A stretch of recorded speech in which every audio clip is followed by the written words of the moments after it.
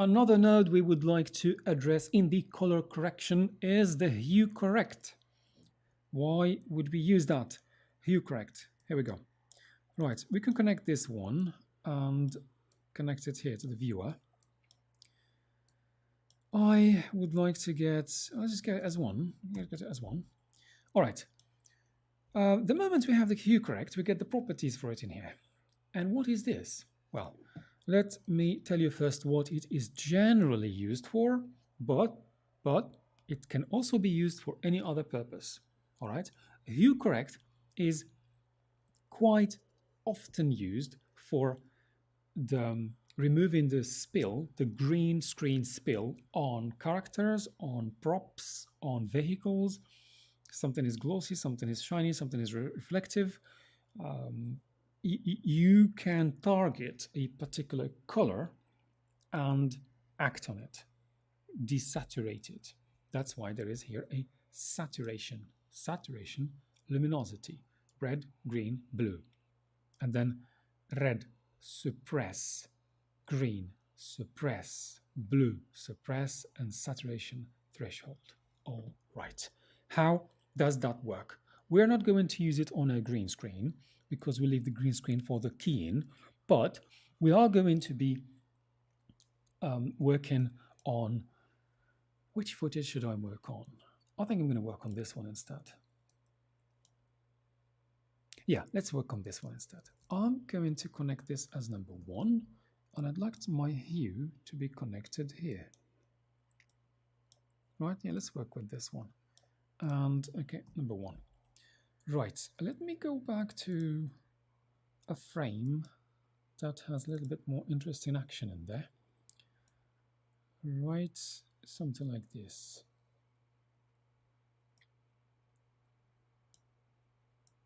Yeah, all right. Now that we have this frame, we can work on it. Let's say we would like to desaturate the blue of his jeans because it's standing out. The guy who's dead over here, acting dead, has got blue jeans, and with the whole thing, it doesn't really. Well, maybe you want to highlight it, but it's too much. I think the problem happens, we would like to highlight more what's going on in here instead of what's going on here, right? So let's target this. How do we do that? Have you noticed when we move our mouse that the indicator changes here? And it's because, well, it stopped here, not where we select. Say we click here, no, it doesn't work like that. You need to press Control and click. And not just click, you may click or you may select a particular area. I'm going to select part of his, sorry, shift control, and I'm going to select part of his jeans, part of his trousers, okay? I've done that. Now what happens is we have this indicator stuck in this value, and we can now target this particular hue. All right, so what are we going to do? Say, for example, we would like to desaturate that.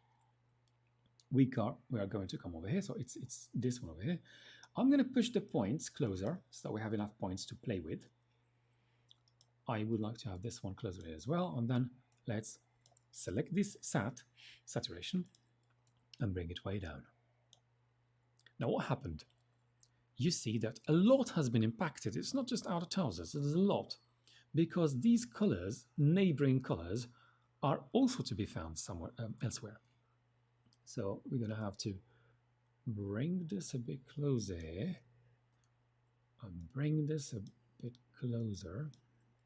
Sometimes it's a bit a pain to move this stuff. And you do have these side effects, shall I say. Have you noticed on the left that something is jumping over there? Well, just don't bother with that for now. I'm going to do what I need to do. I have just desaturated. I've kept most things, well, we say most, because this color does exist everywhere else. But I've kept most things as they are, and I have this side effect over here. Why did this one jump? Well, my point is not why, but actually just bringing it back where it was. That's it. Sometimes weird things happen, and we just need to make sure they are set back where they are. Right. All right. Let's just go back. I'm just press F. Hopefully, it's going to frame. Oh, it's framing on that one. No, I don't want it to frame that. Frame in general. All right. So I have now. I'm just moving it with the scroll wheel, pressing on the scroll wheel, and moving it around. I have desaturated. Have you noticed? Mostly 95% of the colors have stayed as they are, and then I've just desaturated this. This is a much better, artistically, this is much better to have, not to have actually, a color that is attracting too much attention when it's a detail. It's not about okay, it's about the dead man actually. It's not really the dead man, it's about the daughter of the dead man, but it's not about the trousers of the daughter of the dead man. So when a color is too bright, too saturated, we can desaturate that. And this is how you target things. Now, this you do when you have, for example, spill on green screen spill on a character, on the glasses of a character, on anything that is shiny, on the shoes of the character. You can target those, the exact hue that you find on that object or on that character skin tone, whatever. So yeah, you can use it for display as well. HueShift, and this one is quite fun to play with. Right, let's get this color. It's somewhere in here. There it is. HueShift. It's this one. Okay, I'm gonna use another footage here. I'm gonna use this one. Right, and probably get an interest in. Yeah, let's get this. Let's get these two guys shooting. Now, just before this all this, there are some guys that were shooting.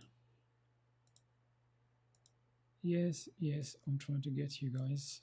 Yes, that is it.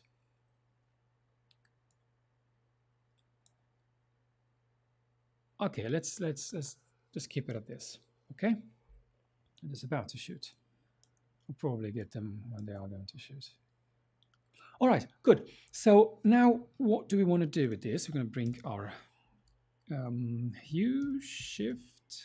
HueShift is quite fun. What does HueShift do? Actually, what would be quite interesting to see is applying it on the color wheel so you know what is going on. So that when you apply it on a footage, on an image sequence, you know what it does.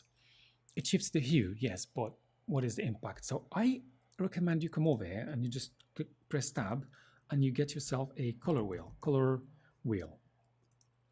So it gives you the color wheel. We're going to press 2 to connect it, and we look at that. So okay, fine. Let's come over here and press tab and get a HueShift connected to this one to see what it does before actually we start playing with our footage.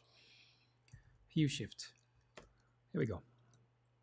Now this HueShift bit, this is the color. Now I am going to use the rotation. I'm going to rotate. You've got lots of parameters in here, but one of the fun ones is rotation. And then you start seeing these things moving around. What used to be green is now another color. So it is rotating it around, rotating the hue. Let's have a look at this. Come over here, press and click 1 to see our footage. If I do the same thing, I'm going to get, what is going to happen is not distortion. It literally replacing colors based on color wheel. Right, so let's do this. Right, just a little bit. And you see that our car is now turning purple. Now, of course, because the car is blue and the sky is blue, the sky is turning purple as well. Not really too much, just one pinkyish. This guy's jacket is brown. It's now turning green. So what is happening is literally we are shifting, just like we're doing it here. Hue rotation. So why am I not able to see it? Just double click. Yeah, because I'm working with the wrong one. So I had to double click on it. See, this is what happens.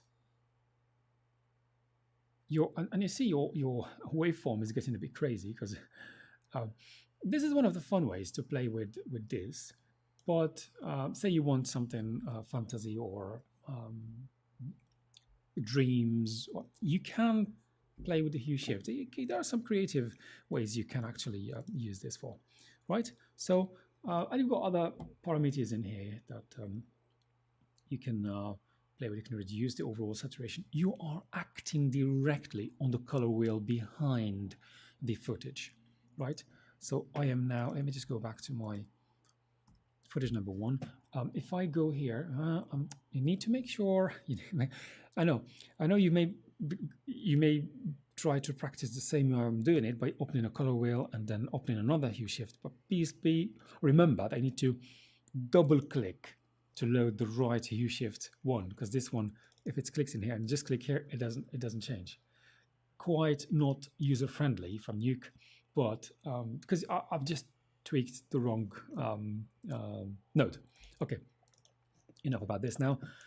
Let's so overall saturation, you are desaturating, you are acting on the source of the definition of colors. You are changing the definition of colors for the image instead of getting so yeah, you're acting on the color wheel behind the footage. And you can have a lot of fun with this. Anyway, yeah, it has become reddish now. Cool. You can play with this the way you want, but it's one of the fun ways you can. I mean, you can even target it using the roto, the mask. You can target a certain area, a certain thing, a certain car, a certain character. You can target a sky. You can target and use the hue shift for that. So this is one of the lovely nodes in the color correction of Nuke.